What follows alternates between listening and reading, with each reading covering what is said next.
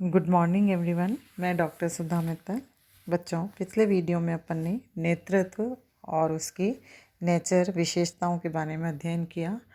नेतृत्व की एक विशेषता कि नेतृत्व प्रबंध से भिन्न है।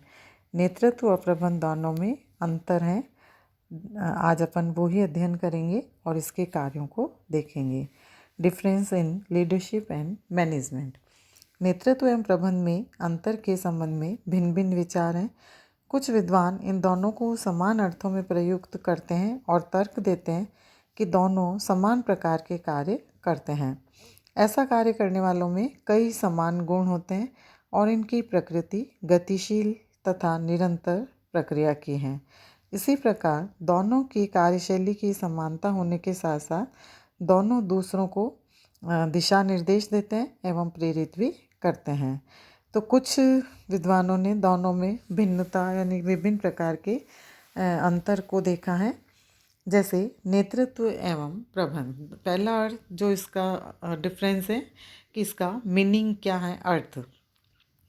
नेतृत्व अन्य व्यक्तियों को प्रभावित करने की कला है जिसमें नेता दूसरों को स्वेच्छा से मिलजुल कर संबंधित कार्यों पर नेता द्वारा इच्छित उद्देश्यों की प्राप्ति के लिए प्रेरित करता है। और प्रबंध एक प्रक्रिया है जो किसी भी संगठन के पूर्व निर्धारित उद्देश्यों और लक्ष्यों की प्राप्ति हेतु उत्पादन के संसाधनों का प्रभावी उपयोग को संभव बनाते हैं। नेतृत्व का जो उदय है वो अन्य व्यक्तियों की स्वीकृति से होता है, इसलिए इसे व्यक्तियों द्वारा निर्वाचित एक पद या पोस्ट माने जाते हैं। जबकि प्रबंधक का जो पद है वो समूह की स्वीकृति पर आधारित न होकर चुनाव पर आधारित होता है। क्षेत्र नेतृत्व प्रबंध का एक अंग है परंतु अपने आप में संपूर्ण प्रबंध नहीं है, जबकि प्रबंध का क्षेत्र नेतृत्व से विस्तृत है। नेतृत्व का मुख्य कार्य दूसरों को पूर्व निर्धारित उद्देश्यों या लक्ष्यों की प्राप्ति के लिए प्रभावित करता है, जबकि प्रबंध में मुख्य कार्य नियोजन, संगठन, संबंध, अभिप्रेरण आदि होते हैं।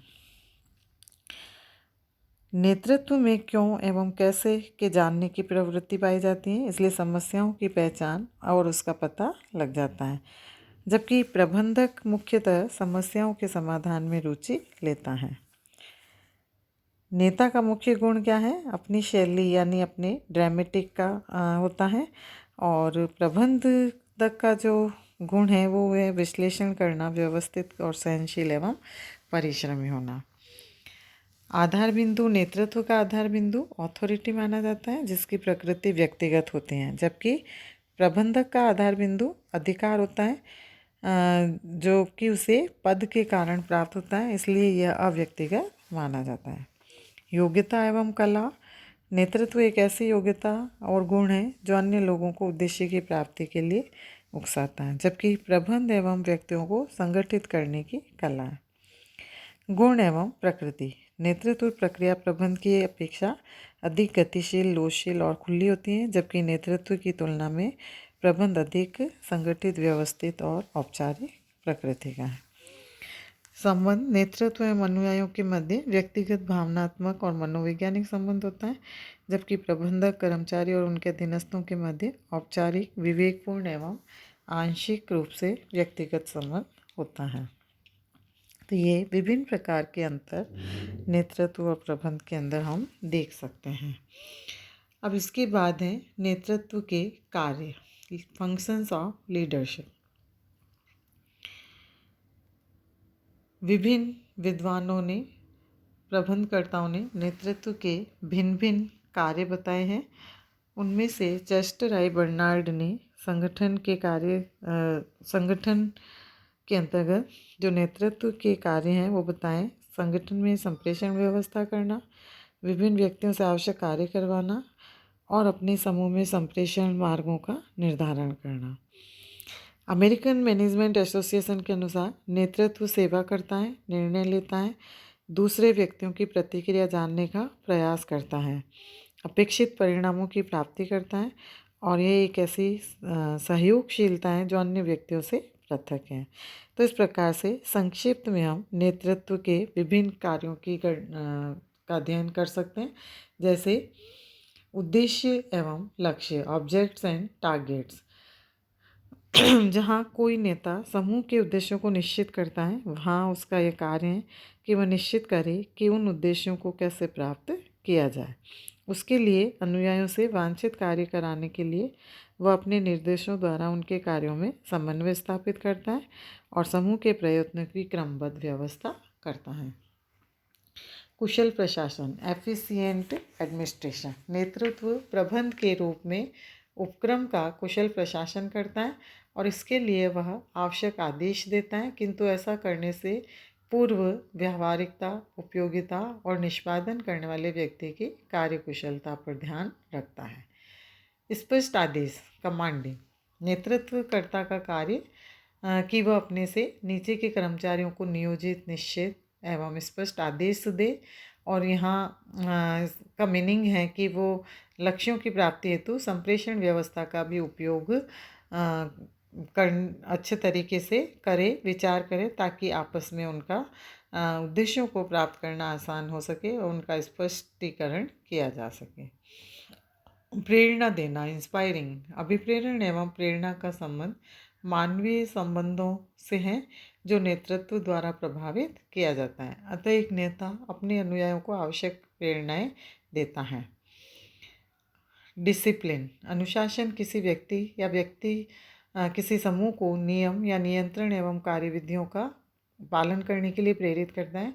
इसलिए नेतृत्व समूह एवं उसके सदस्यों को अनुशासित रखता है और उल्लंघन करने वालों के विरुद्ध दंड व्यवस्था करता है।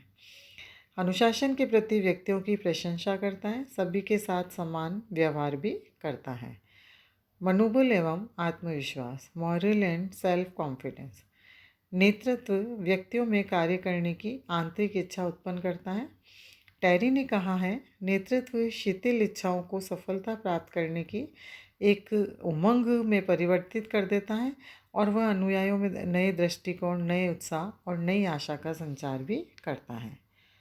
पहलपन, इनिशिएटिव, नेतृत्व समूह की क्रियाओं में परिवर्तन लाने के लिए कई कार्य करता है, जैसे परिवर्तन के कारण उत्पन्न होने वाली समस्याओं से अनुयायियों को परिचित कराना, श्रमिकों में पहल करने की क्षमता का विकास करना, अनुयायियों में समस्याओं से मुकाबला करने के लिए उत्साह बढ़ना और उनके समक्ष आचरण का एक आदर्श प्रस्तुत करना। भावनाएं एवं समस्याएं समझना, अंडरस्टूड इमोशंस एंड प्रॉब्लम्स, अधीनस्थों की भावनाओं एवं सूचनाओं को समझना भी नेतृत्व का कार्य है। फलस्वरूप निर्णय लेने के लिए संबंधित जानकारी प्राप्त हो सके, अधीनस्थों की भावनाएं एवं समस्याएं समझी जा सके और उनकी मानसिक स्थिरता एवं संतोष अनुभव हो सके। परिवर्तनों को लागू करना, इम्प्लीमेंट्स चेंजेस, नेतृत्वकर्ता अनुयायियों को विश्वास में लेकर परिवर्तनों को आसानी से लागू करता है। इस संबंध में प्रोफेसर गोल्डन ने कहा कि परिवर्तनों एवं अनिश्चितताओं की दुनिया में व्यावसायिक नेतृत्व परिवर्तन प्रक्रिया का ही महत्वपूर्ण अंग माना जाता है। निष्ठावृत्ति एवं मार्गदर्शन, फेथफुलनेस एंड गाइडिंग, नेतृत्व का कार्य सामूहिक उद्देश्य के प्रति अधीनस्थों की निष्ठा में वृद्धि करना और सर्वोत्तम विधि से उद्देश्य के लिए प्राप्ति के लिए उनका मार्गदर्शन करना होता है। तो इस तरह से नेतृत्व के विभिन्न प्रकार के कार्य हैं और इन कार्यों के माध्यम से नेता या लीडर अपने उद्देश्यों की पूर्ति करवाता है और अधिक से अधिक अपने अनुयायियों से उनकी इच्छाओं को जागृत कर उनका सहयोग प्राप्त करता है। धन्यवाद।